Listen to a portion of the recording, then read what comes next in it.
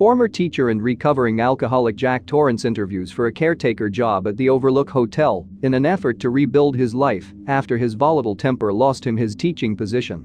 The hotel manager, Mr. Stuart Ullman, warns Jack that he and his family will be snowbound through most of the winter and of the potential risk for cabin fever.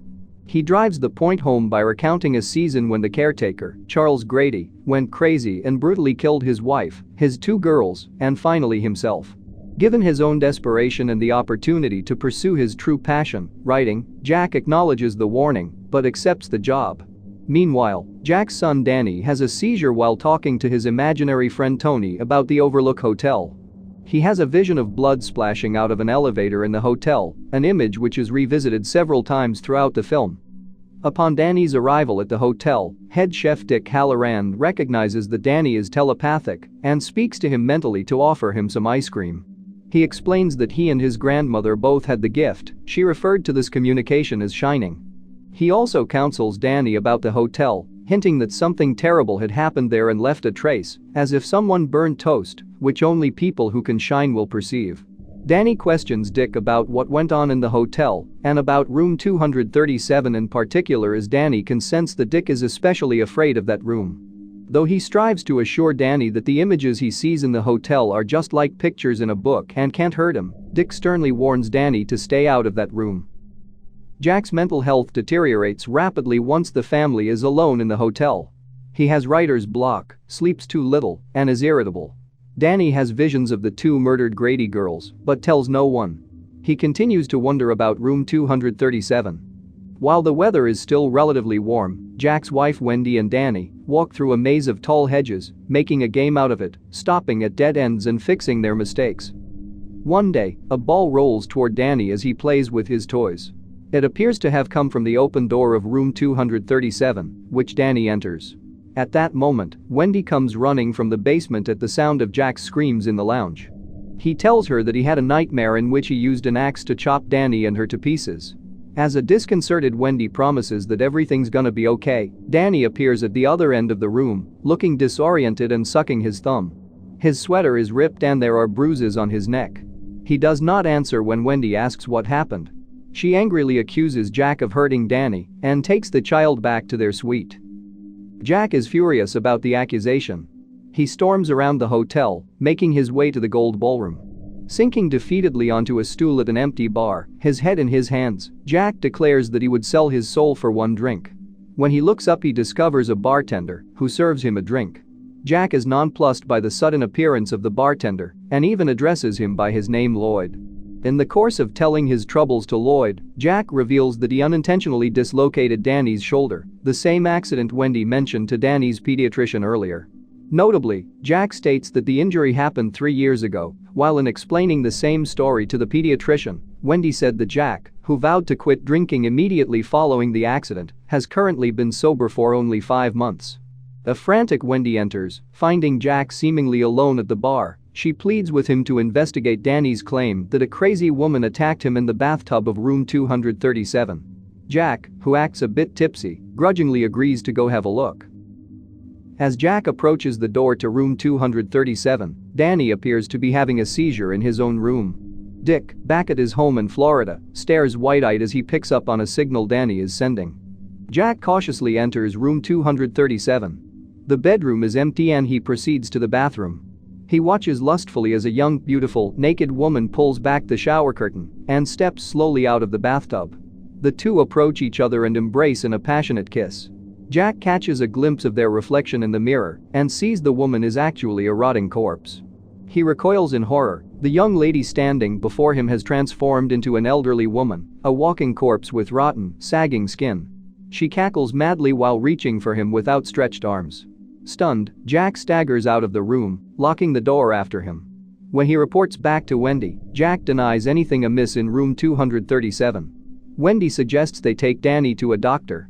Jack becomes irate, lecturing Wendy on her thoughtlessness and blaming her for everything that's gone wrong in his life. Insisting that they can't leave the hotel because of his obligation to his employers, he storms out, returning to the Gold Room, which is now the scene of an extravagant party with guests dressed in 1920s fashion. Lloyd serves him a drink and Jack strolls through the crowd. He doesn't get far when a butler carrying a tray runs into him, spilling Advocate on his jacket. The butler convinces Jack to come into the bathroom to clean up. The butler introduces himself as Delbert Grady. Jack remembers the story Mr. Ullman told him about a former caretaker named Grady murdering his family and confronts Grady with the information. Grady denies that anything of the sort took place and furthermore insists that Jack has always been the caretaker. Jack is confused but seems to accept Grady's story. Grady goes on to tell Jack that Danny has a great talent and is using it to bring an outside party into the situation, referring to Dick Halloran with a racial slur. Grady advises Jack on how to correct Danny and how to deal with Wendy if she interferes. Back in Florida, Dick has had no luck contacting the people at the Overlook Hotel. Worried about Danny, he books the next flight to Colorado. At the Overlook, Wendy arms herself with a baseball bat and looks for Jack, intent on leaving the hotel with Danny, whether or not Jack agrees to come. Entering the lounge, she spots Jack's manuscript left unattended next to the typewriter. She reads what Jack has been writing. Hundreds of pages of repetitions of a single sentence. All work and no play makes Jack a dull boy. She realizes that Jack has gone mad. Jack approaches from behind and asks sarcastically, "How do you like it?" Wendy shrieks with alarm and wheels around to face him. A confrontation ensues as Jack demands to know her intentions regarding leaving the hotel with Danny, while Wendy retreats, brandishing the bat. She screams at Jack not to hurt her, and he swears that he will not. Instead, he intends to kill her. Wendy hits Jack on the head with the bat at the top of a flight of stairs, causing him to lose his balance and tumble down the staircase, injuring his ankle in the process. Wendy drags Jack's limp body to the pantry and locks him inside, just as he regains consciousness. Jack tells her he has sabotaged the radio, as well as the Snow Cat, stranding them all there. She goes outside to check on the Snow Cat and confirms what he told her. A few hours later, Jack is roused from a nap by the sound of Delbert Grady's voice. Grady expresses disappointment and a lack of confidence in Jack, but Jack assures him he can get the job done if given one more chance. The pantry door then suddenly unlocks. Wendy has fallen asleep in her room. Danny is in a trance, carrying a knife and muttering "redrum" repeatedly. He takes Wendy's lipstick and writes "redrum" on the bathroom door. He begins shouting "redrum," which wakes Wendy. She clutches him to her, then sees the reflection of the bathroom door in the mirror. Reversed, it reads, "Murder." At that instant, banging sounds start coming from the door to the hallway. The sound is Jack swinging an axe at the locked door. Wendy grabs Danny and locks them in the bathroom. She opens a tiny, snow-banked window and pushes Danny out. He slides safely to the ground. She tries to get out the same window, but cannot fit. She tells Danny to run and hide. Meanwhile, Jack has chopped his way through the front door and calls out Wendy, "I'm home." Jack then knocks politely on the bathroom door. Wendy holds the knife and tries to steady herself as Jack begins chopping into the door. After chopping away one of the panels, he sticks his head through and screams, "Here's Johnny." Jack sticks his hand through the door to turn the lock. Wendy slashes at him with a knife, cutting Jack's hand and sending him recoiling in pain. Jack continues to hack at the door with the axe until they both hear the low rumble of an approaching Snow Cat engine. He stalks out. The Snow Cat driver is Dick. Inside the hotel, he calls out but gets no reply. Jack, hiding behind a pillar, leaps out and swings the axe into Dick's chest, killing him. Danny, hiding in a kitchen cabinet, screams, revealing his location. He clambers out of the steel cabinet and runs outside. Meanwhile, Wendy has ventured from the bathroom and begun to search for Danny. The hotel has sprung to life, and now even Wendy encounters its ghosts, sights that shock and horrify her. At the same time, axe-wielding Jack turns on the outdoor lights and follows Danny into the hedge maze.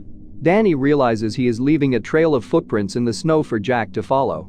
He carefully retraces his steps, walking backwards in the same prints he'd just created in the opposite direction, then covers the rest of his tracks and hides behind a hedge.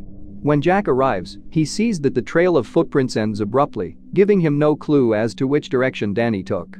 He chooses a path and lurches deeper into the maze. Danny comes out of his hiding spot and follows his own footprints back to the maze's entrance. Wendy makes her way out of the hotel just as Danny emerges from the maze. Relieved, she flings down the knife and embraces him. Jack bellows his frustration from within the maze. Danny and Wendy waste no time escaping in the Snow Cat that Dick used to get to the hotel. Jack, hopelessly lost in the maze, freezes to death. Right before the end credits, the camera slowly zooms in on a wall in the hotel full of old photographs that chronicle the hotel's history. An old recording of midnight, the stars and you echoes in the empty hallway. In the center of one picture is a young Jack. The caption reads, "Overlook Hotel, July 4th Ball, 1921."